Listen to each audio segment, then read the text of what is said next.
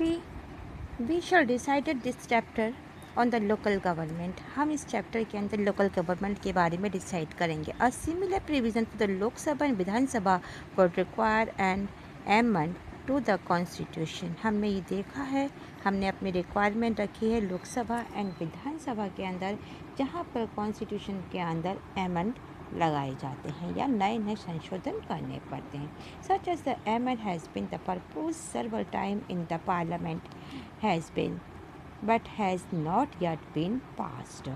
कि अगर इसकी लोकसभा में कई बार अगर चेंजेस करने पड़ते हैं, प्रपोज रखा जाता है, तो उसके लिए प्रपोजल रखा जाता है। जो चेंजेस करने पड़ते हैं उस पर नया एक प्रस्ताव रखा जाता है, जिसको हम कहते हैं कि अगर उसे पारित नहीं किया, लेकिन उसे पारित नहीं किया जा सकता या उसे पास नहीं किया जा सकता है। नाउ नेक्स्ट है free and fair elections.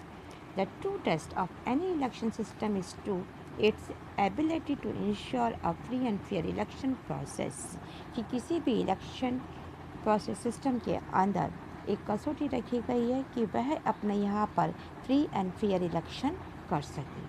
If we want the democracy to be translated into the reality on the ground, कि डेमोक्रेसी जो है अपनी ज़मीन पर या अपनी ग्राउंड के अंदर अपनी रियलिटी को दिखाता है, उसको ट्रांसलेट करता है। It is important that the election system is imperial and transparent. और हमें जानते हैं कि ये इसके लिए बहुत ही इम्पोर्टेंसी रखता है कि जो इलेक्शन सिस्टम है ये एकदम निष्पक्ष होने चाहिए, इम्पोर्टेंट होने चाहिए, साथ ही ट्रांसपेरेंट यानी पारदर्शी होनी चाहिए।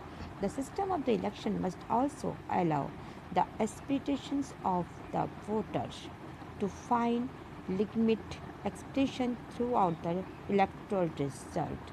कि इलेक्शन पर सिस्टम ऐसा होना चाहिए जिसमें जो इलेक्टेड हैं,